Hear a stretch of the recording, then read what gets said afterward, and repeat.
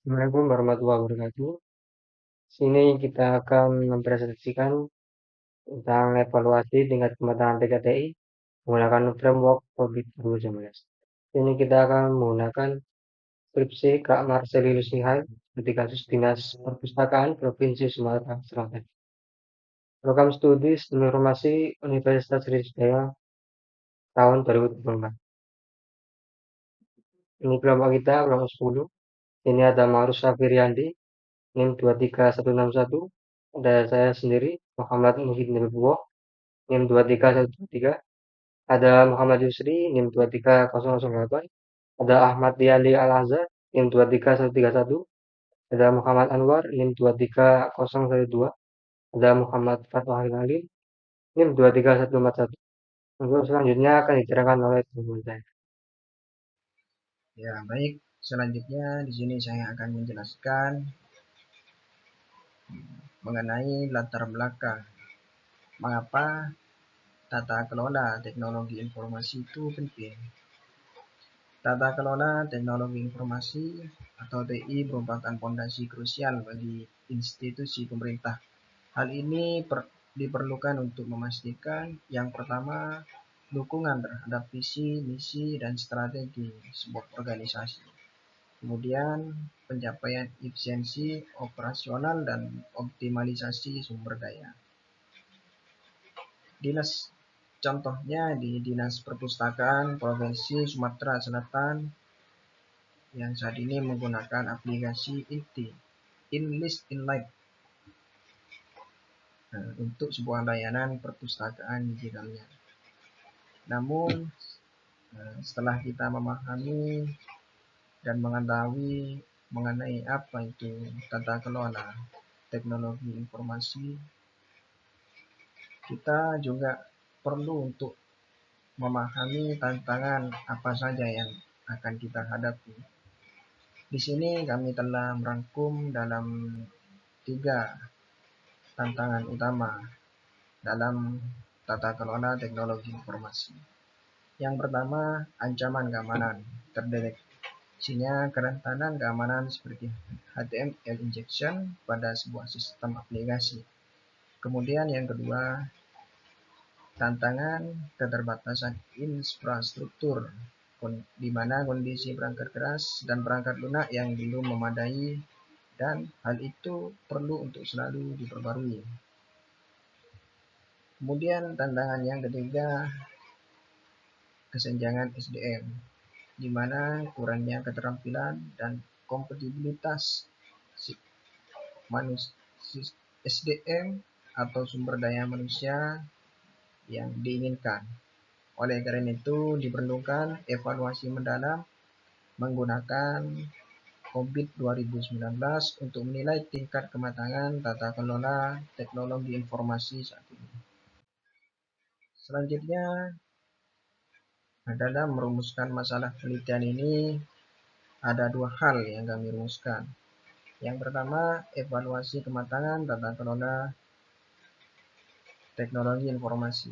Bagaimana hasil pengukuran tingkat kematangan tata kelola TI di Dinas Perpustakaan Provinsi Sumatera Selatan berdasarkan domain COVID 2019. Kemudian yang kedua, rekomendasi perbaikan strategis. Apa saja sih rekomendasi perbaikan dan langkah-langkah strategis yang dapat diberikan untuk menutup kesenjangan atau gap hasil pengukuran maturity level.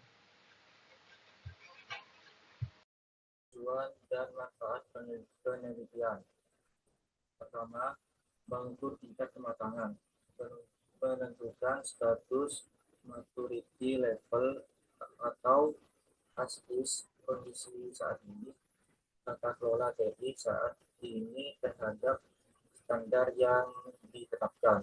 Yang kedua, menetapkan level target, mengidentifikasi maturity level to be yang ideal dan relevan bagi instansi. Yang ketiga, memberikan rekomendasi, menyediakan saran perbaikan konkret untuk mencapai tingkat kematangan yang digunakan. Penelitian ini diharapkan menjadi panduan bagi Dinas Perpustakaan Provinsi Sumatera Utara Selatan dalam menyusun peta jalan peningkatan tata kelola TI yang lebih terstruktur dan aman. Selanjutnya, metodologi penelitian pendekatan COVID-19. COVID-19 digunakan sebagai kerangka kerja karena pendekatannya yang komprehensif terhadap tata kelola dan manajemen TI. Yang pertama, identifikasi pemangku. Yang kedua, pemetaan goals, kasade. Yang ketiga, pemilihan domain COVID. Yang keempat, visioner dan pelaksanaan. Yang kelima, analisis gap dan rekomendasi. Yang pertama, identifikasi kebutuhan, menganalisis kebutuhan informasi dan tujuan strategis dari para pemangku kepentingan. Yang kedua, pemetaan goals dekade, menerjemahkan kebutuhan stakeholder menjadi tujuan tata kelola dan tujuan manajemen. Yang ketiga, pemilihan domain COVID, menentukan domain proses yang paling relevan dengan permasalahan yang ada.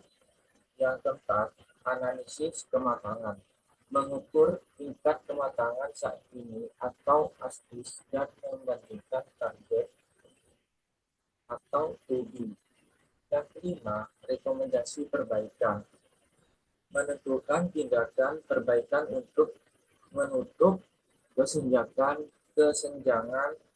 yang ditentukan.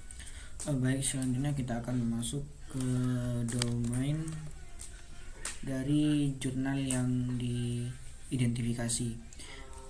Berdasarkan masalah yang diidentifikasi pada jurnal tersebut, itu didapatkan bahwa terdapat beberapa domain diantaranya yaitu DSS 05 yang berfokus pada Managed Security Service dan BAI 09 yang berfokus pada Manage Asset dan APO 07 yang berfokus Manage Human Resource.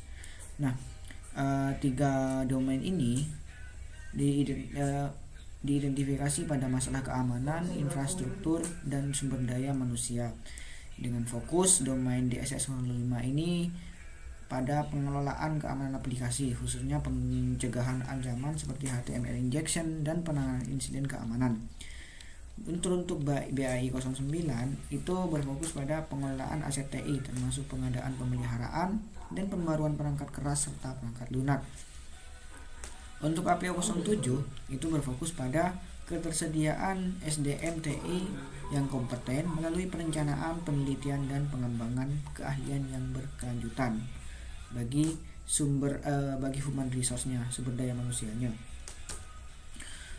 Dari temuan dari domain yang disebutkan sebelumnya diperoleh skala pengukuran mulai dari level 0 sampai targetnya itu level 4. Nah, di mana DSS 05 itu memiliki level saat ini yaitu adalah 2. Yang mana artinya di K2 ini proses telah dicapai tujuannya dengan cara yang lebih terorganisir.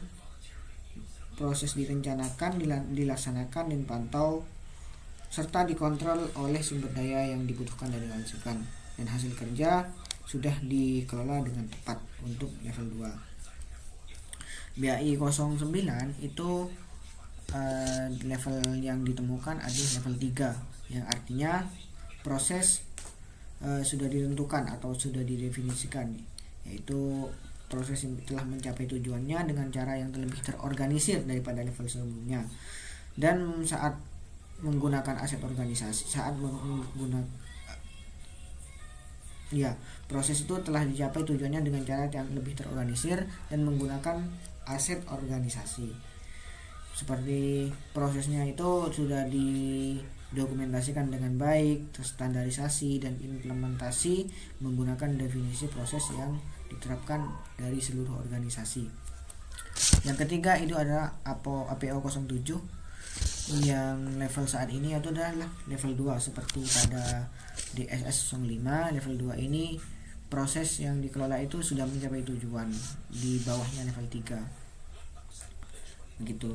Dari temuan-temuan ini bisa disimpulkan rata-rata tingkat kematangannya itu menunjukkan bahwa tata kelola TI dari penelitian yang dilakukan oleh peneliti sudah berjalan dengan terencana, namun masih bersifat reaktif dan belum terukur secara kuantitatif karena belum sampai ke level 4 sepenuhnya. Oke, mungkin cukup itu dari saya sendiri. Selanjutnya akan dilanjutkan oleh teman saya. Oke, di slide ini kelihatan seberapa jauh kondisi kita dari target yang mau dicapai. Untuk keamanan DSS 05 gapnya masih 2 poin. Jadi memang masih banyak yang perlu diperbaiki, terutama dari segi kontrol dan pengukurannya. Untuk ACTI BAI 09 gapnya itu 1 poin, artinya sudah lumayan bagus, tinggal dioptimalkan saja. Nah, untuk terakhir itu untuk SDM yaitu APO 07 gapnya juga 2 poin karena pengembangan SDM masih belum konsisten, jadi fokus peningkatannya jelas keamanan, aset, dan SDM. Lanjut, untuk nutup gap tadi ada 3 rekomendasi utama, yaitu keamanan, ACTI, dan SDMTI. Jadi keamanan ini kita perlu pakai sistem keamanan yang lebih kuat dan rutin audit aplikasinya biar resiko bisa dikurangi. Terus untuk ACTI nya ini perlu jadwal pembaruan perangkat yang jelas dan data aset yang lebih rapi. Nah, untuk SDM nya perlu ada pelatihan teknologi informasi yang rutin dan relevan supaya kemampuan SDM ikut naik. Kalau 3 ini dijalankan, instansi bisa naik ke level kematangan yang lebih tinggi. Teman-teman sudah dijelaskan mulai dari mengapa penting tata kelola itu framework COVID. Nah, jadi ini terdapat kesimpulan dari penjelasan tadi, yaitu yang pertama ada 2-3 level kematangan saat ini berada di antara minutes 2 dan definite 3. Proses sudah ada tapi belum sepenuhnya terukur dan dioptimalkan. Nah, untuk target peningkatannya itu ada 4 target peningkatan, dan yang harus dievaluasi yaitu instansi perlu bergerak menuju level quantity level manage, di mana kinerja proses dipantau dan diukur secara kuantitatif. Nah, framework COVID 2019 terbukti efektif sebagai kerangka kerja untuk melakukan evaluasi yang sistematis dan memberikan rekomendasi perbaikan yang terarah. Dan pencapaian level 4 akan memastikan bahwa tata kelola TI dapat mendukung layanan perpustakaan digital secara aman, stabil, dan efisien. Mungkin itu saja presentasi dari kelompok kami. Kurang lebihnya mohon maaf. Wassalamualaikum warahmatullahi wabarakatuh.